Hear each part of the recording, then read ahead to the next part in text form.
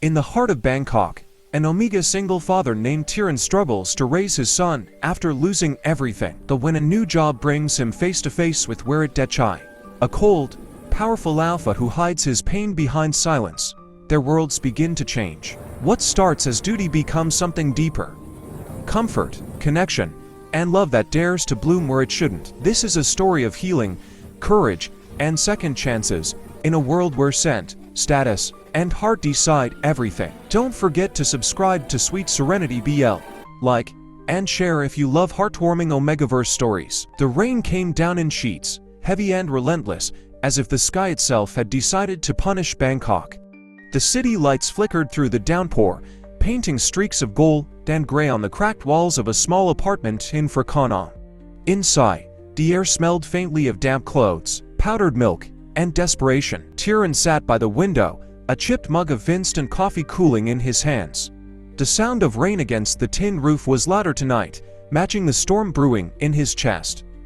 He looked down at the sleeping toddler curled beside him on the mattress, a boy named Sori, barely a year old, breathing softly through parted lips. His little hands clutched a stuffed bear missing one eye. "Sleep well, baby," Teeran whispered, brushing the boy's hair back gently. "At least one of us should." His voice cracked on the last word. It had been 3 weeks since he'd lost his job at the daycare.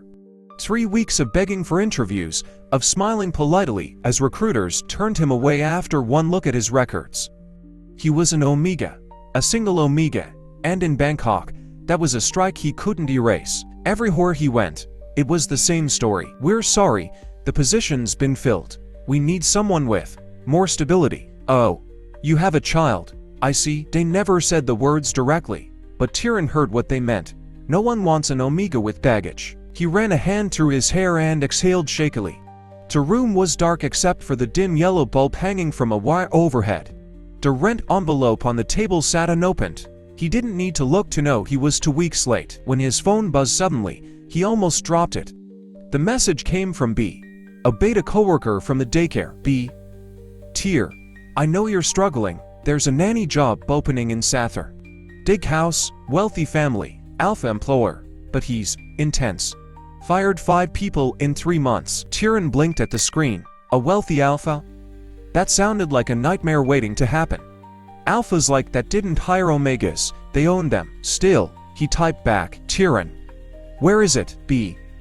Dehan Estate, near Sathar. His name's Mr. Warit, CEO of Warit Holdings. His son's 6. You'll probably hate him, but it's worth a shot." Teeran read the text twice. Warit Narayanan. He'd heard the name before, everyone had. The alpha was famous for his pharmaceutical empire and infamous for his temper. A man who built his fortune on discipline and destroyed anyone who stood in his way. Teeran looked down at Sori again, the baby stir, pressing closer to his chest. He swallowed hard. Maybe this time will be different. The next morning, Bangkok was still wet and gray. The bus ride into the city was crowded, the air heavy with the smell of wet clothes and cheap cologne. Teeran stood pressed between strangers, holding Sori close to his chest. He'd used the last of his savings to buy a small bottle of scent suppressor. Anything to make sure his Omega pheromones didn't attract the wrong kind of attention. When the bus stopped in Sathar, he stepped out and froze. The estate looked like something from another world. Tall white gates, black cars lined neatly in the driveway. Guards in suits who didn't even blink when they saw him. The rain had stopped, but the air was still heavy, as if the clouds were watching. "Appointment for the nanny position," he said quietly to the guard. They scanned him quickly, eyes flicking to the child in his arms, then opened the gate. Inside, the driveway curved toward a modern glass mansion surrounded by perfectly trimmed gardens. Teeran could see his own reflection in the marble floor as he stepped inside. Hair still damp, shirt slightly wrinkled, his son's tiny hand gripping his collar. He looked small, out of place. A maid led him into a sitting room. The air smelled faintly of sandalwood and citrus. Everything was quiet, too quiet. Then he heard footsteps. The alpha who entered the room looked exactly like the rumors describe, tall, broad-shouldered, and calm in a way that made everyone else uneasy. Warit Narayanan's dark eyes met his with unreadable focus, the kind that made Teeran want to shrink. His presence filled the space effortlessly. "You're here for the nanny position," Warit said, voice deep but even. "Yes." Sir? Teeran tried to bow, but Sori stirred in his arms, so he held still. Warit's gaze dropped briefly to the child, then back to him. You brought your son. Yes. I don't have anyone else to care for him. There was a pause. A faint flicker of something, surprise, disapproval, crossed Warit's face, but it vanished just as quickly. Tell me about your experience. Teeran recited his background, his voice steady despite the tension pressing on his chest. 3 years at the daycare, good with children, reliable, patient. Warit listened without expression. When Teeran finished, silence stretched between them like a wire pulled too tight. Finally, the Alpha spoke. You can start tomorrow. Teeran blinked. I got the job. You did, Warit said simply, turning away. The staff quarters are behind the main house. Bring your child. Breakfast at 7. Don't be late. And just like that, he was gone. Teeran stood frozen, unsure if he dreamed the entire exchange. He glanced down at Sori, who was awake now, blinking curiously at the chandeliers. We got it, he whispered. We actually got it. But as he turned to leave, a strange chill passed through him. Something about that house felt too still, too perfect, and when he looked back toward the hallway where it had disappeared into, he couldn't shake the feeling that the Alpha's calm was only a mask, and behind it was something much deeper, something fragile and dangerous. Outside, thunder rumbled faintly again. The sky had not yet finished raining, and neither, it seemed, had fate. The sky over Sathern was a pale gray when Teeran returned to the Dechai estate the next morning. The rain had finally stopped, leaving the street smelling of wet earth and jasmine from the nearby gardens. He clutched Sori's small bag in one hand and his son in the other, heart pounding as the mansion gates opened for him once again. Inside, the world looked different in daylight. The walls gleamed in soft morning light, the marble floors cold beneath his shoes. The silence still pressed against his ears, but now he could hear distant sounds, a kettle hissing somewhere, faint footsteps on the upper floor, a piano note echoing and then fading. It felt like a house that used to breathe but forgot how. A maid in a gray uniform approached. Mr. Warit said to bring you to the playroom, she murmured politely. Her expression was careful, almost nervous. Teeran followed her up the grand staircase, Sori balanced on his hip, eyes wide at the glittering chandeliers above them. The playroom door opened with a soft click. Inside was a space any child would envy, shelves lined with toys, puzzles, and books, sunlight spilling across the wooden floor. But the boy standing in the middle of it looked like he didn't belong. He was small for 6, with tidy black hair and eyes the same dark brown as his father's. He wore a pressed shirt and shorts that looked uncomfortable for play. He stood stiffly beside a half-built block tower, staring at it like it had betrayed him. Min, the maid called softly, this is your new nanny. The boy didn't answer, didn't even glance up. Teeran smiled gently. Hi, Min, I'm Teeran. No response. He crouched to the child's level, careful not to crowd him. You like building things? He asked, gesturing toward the blocks. Sori's still too small for those, but he loves knocking them over. That earned him a flicker of a look, a small, guarded glance before the boy turned away again. Teeran didn't press further. He knew that look too well. He'd seen it on his own face in the mirror years ago, the look of someone waiting for disappointment. When Warit entered a few minutes later, the room seemed to shrink. He wore a crisp white shirt, sleeves rolled just enough to show the strong line of his forearms. The quiet authority, his step made the air shift. Min, Warit said evenly, you'll listen to Mr. Teeran. He's here to help you. The boy nodded but kept his eyes on the floor. Warit's gaze turned to Teeran. He doesn't speak much, don't force him. He'll come around if he wants to. Yes, sir. Warit's eyes lingered a second longer than necessary. Breakfast is at 7. The kitchen staff will show you your room after. Then, almost as an afterthought, he added, you'll find my son responds better to routine than comfort. And just like that, he was gone again. Teeran watched him leave, feeling a strange mixture of curiosity and sadness. There was something in the Alpha's voice, steady but hollow, like someone who'd forgotten how to sound gentle. The first hours of the morning passed quietly. Min refused to eat breakfast, merely pushed his rice around, while Teeran fed Sori mashed banana. The staff watched from the doorway, whispering about how no one lasts a week. By mid-morning, Teeran decided to take both children outside. The garden smelled of wet soil and flowers. Sori squealed when a butterfly landed near his hand, and for the first time, Min looked up. His eyes followed the baby's laughter, and his shoulders softened slightly. "You can touch him," Teeran said softly. "He's harmless unless he's hungry." Min's lips twitched, almost a smile, almost. They spent an hour there. Sori toddled around in the grass while Teeran built block towers on the stone path. Slowly, Min sat down beside him, pretending to help, though he kept glancing toward the house as if afraid someone would scold him for it. When one of the towers toppled, Sori clapped. Min's laughter, quiet and startled, escaped before he could stop it. It was a fleeting sound, but it filled the air like sunlight after rain. Later that afternoon, while the children napped, Teeran helped the maid organize toes. "You're brave," she whispered. "Most people quit after his silence." "Silence doesn't scare me," Teeran said, stacking books neatly. "It just takes time." The maid smiled subtly.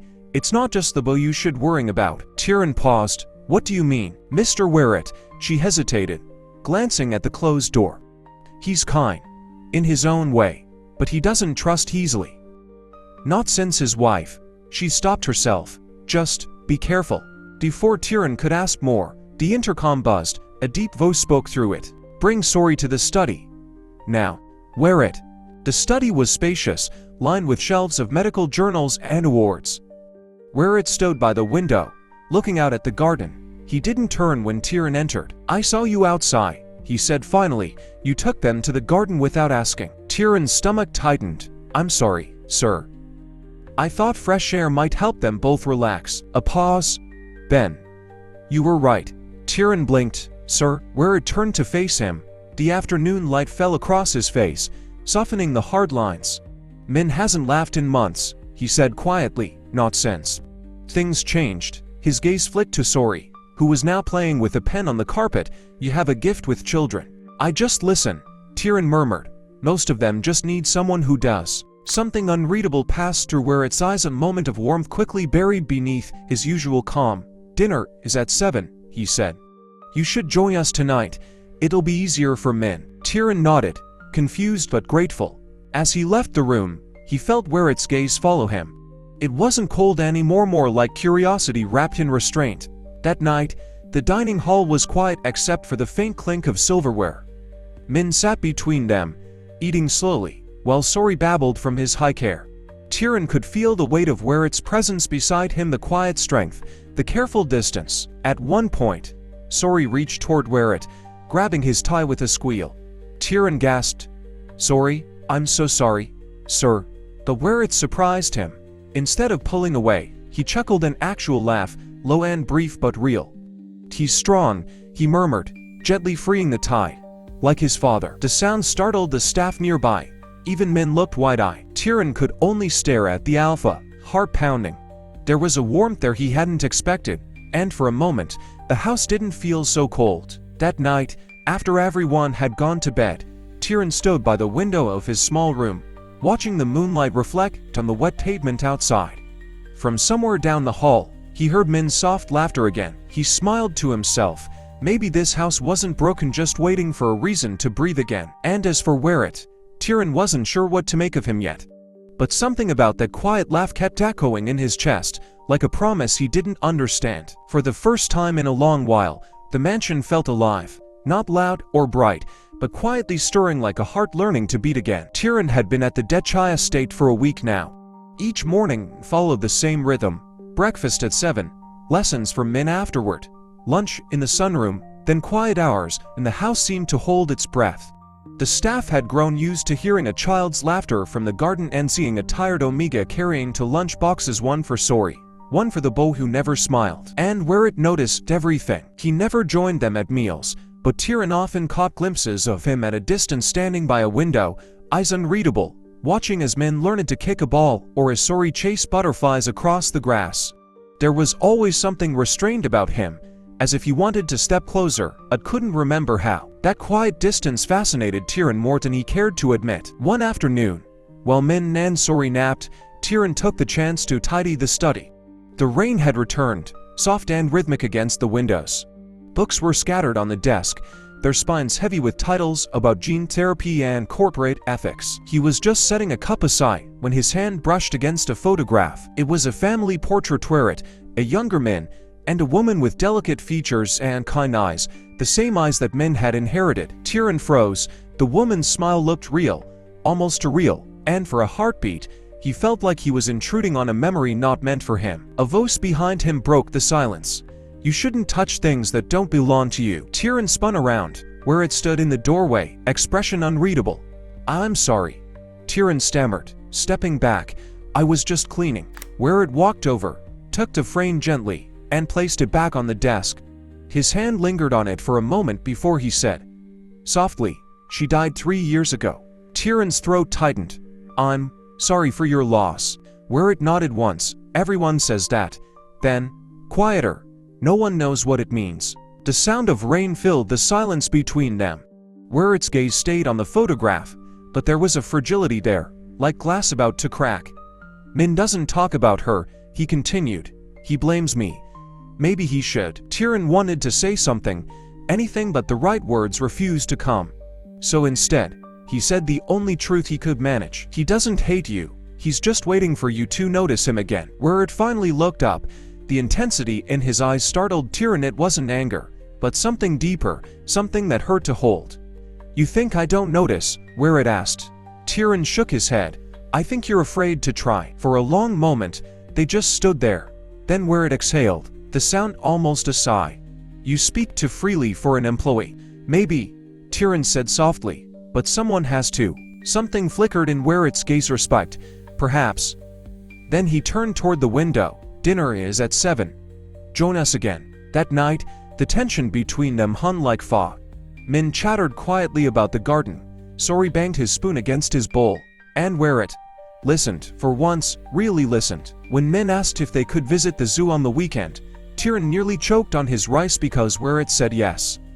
Not a polite yes, not a distracted one, but a real one. Min's smile was small, hesitant, but it was there. After dinner, Teeran carried Sori upstairs. He paused at the hallway when he heard Min's laughter echoing faintly below. The sound made him smile. Maybe, he thought, this house was beginning to heal. The next day brought sunshine and something close to peace. Teeran helped Min with his homework, while Sori napped in a playpen nearby. Warit had left early for a meeting, but the air felt lighter somehow. At noon, while Teeran was hanging laundry in the back garden, a loud crack of thunder startled him. The sky darkened suddenly, the storm returning with vengeance. He rushed inside, clutching the basket only to find Min in the hallway, trembling. "Min, what's wrong?" Dabo's lips quivered. Papa said, "Mama always came home before the thunder." She never did. Teeran's chest ached. He knelt down, placing a hand on the boy's shoulder. "It's okay. Thunder can't hurt you. Look, Sori's not scared." Sori, indeed, was giggling at the sound, banging a toy against the floor. Min gave a small, wet laugh through his tears. When Warit came home drenched and exhausted, the sight that greeted him stopped him cold. Teeran sitting on the floor, holding both children close, telling stories to drown out the storm. For the first time in years, his house felt like home. Later that night, after the storm had faded, Warit knocked on Teeran's door. Teeran opened it, still in his loose sleepwear. Surprised, "Mr. Warit?" Warit stood there, holding 2 mugs of tea. "You looked like you needed this earlier." Teeran smiled, taking one. "Thank you." They sat in silence for a while, listening to the rain dripping from the roof. The moment felt fragile but peaceful. "Min likes you," Warit said finally. "He talks about you." "That's rare." Teeran smiled faintly. He just needed someone who wouldn't give up. Warit looked at him for a long time. "You talk about people like you've known their pain." Teeran hesitated, eyes on his tea. "I know what it's like to feel unwanted. To have people look at your status first and your heart second." Something softened in Warit's face. "The world is cruel to omegas," he murmured. "Especially ones who refuse to bow." Their eyes met then, and for a brief, dangerous moment, the world felt too quiet, too close. Warit's voice was low when he spoke again. "Thank you, Teeran, for reminding this house what warmth feels like." Teeran smiled, his chest tight. "You should thank your son. He's the one who let me in." Warit's lips curved slightly, almost a smile. "Maybe both of you did." When he left, Teeran stood there long after the door closed, the scent of black tea and rain lingering in the air. That night, as thunder rolled far in the distance, Teeran lay awake listening to the faint sounds of the house, the creak of the hallway floor, the wind against the window, and somewhere, the soft rhythm of Warit's footsteps outside his room. Something had changed between them. Not enough to name, not yet, but enough to make the silence feel less lonely. By the time winter melted into soft, golden mornings, the Dechai mansion no longer felt like the same place. Sunlight spilled through open curtains, the air smelled of warm bread and blooming lilac. Laughter, bright, honest laughter, floated from the garden every morning. Sori was walking confidently now, chasing Min across the grass, while Teeran tried to keep up with both of them. And watching from the balcony, coffee in hand, was Warit. He had changed too. The sharp lines of his face seemed softer, his eyes gentler. The cold CEO who once frightened even his own staff now spent weekends teaching his son to ride a bike, letting Sori tug on his hair as if she owned him. Teeran often caught himself smiling at the sight. It was still surreal the way life had turned, the way his heart had quietly found its place. It had been 6 months since that stormy night, since the quiet conversations and the unspoken understanding that began something between them. The relationship wasn't loud or dramatic, it grew like a garden, steady, slow, and alive. Warit had started joining them for breakfast, helping Min with his homework, even picking up Sori when she cried.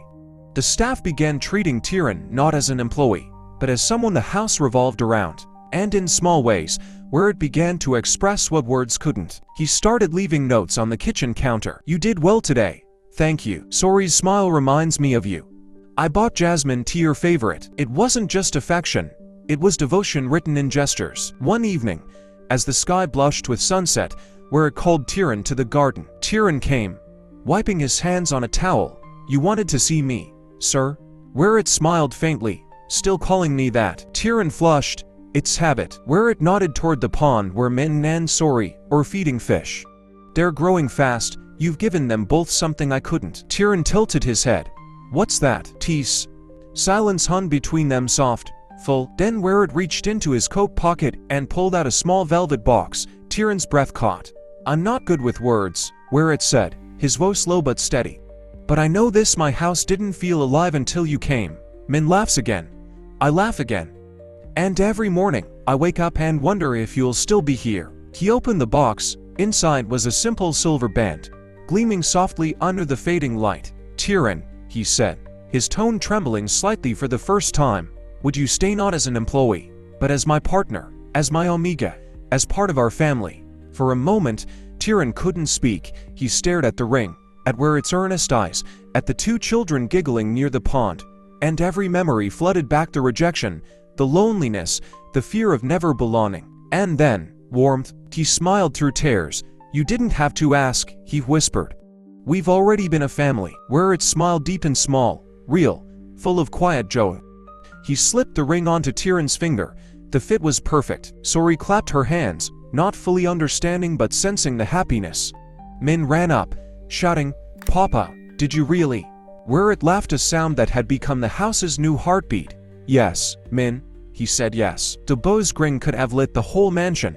"Then I get to call him Papa too." Teeran's laugh cracked into tears, and Warit's arm slipped around his waist, steadying him.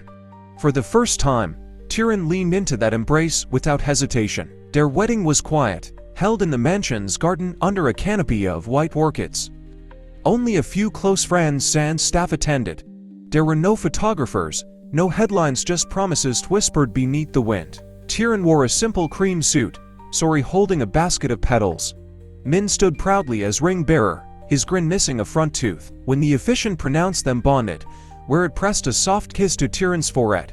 It was tender, reverent, an unspoken vow that went deeper than any ceremony could bind. And when the guests cheered, Sori squealed, scattering petals into the air. The mansion was no longer a cold symbol of power.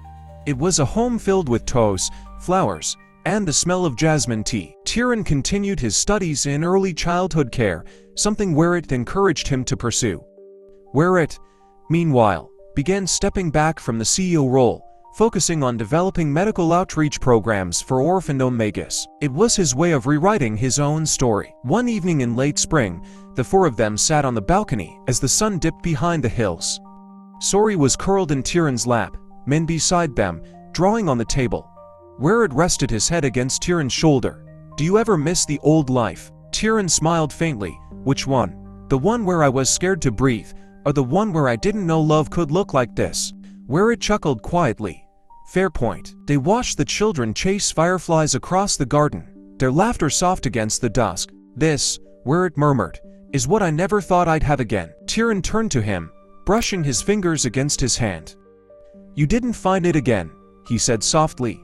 You built it. Warit smiled, his eyes warm in the fading light. With you. Later that night, when the house was quiet and the children asleep, Teeran stood by the window, watching the city lights shimmer beyond the trees. Warit came up behind him, arms wrapping gently around his waist. Everything feels right now, Teeran whispered. Warit nodded against his shoulder. Because it is, because you made it so. Teeran leaned back into him, a peaceful sigh escaping his lips. Outside, the spring wind carried the faint scent of jasmine and new beginnings. And somewhere deep within the mansion's walls, the same walls that once echoed with silence, was the sound of laughter, the warmth of family, and the quiet, steady rhythm of love that had finally found its home.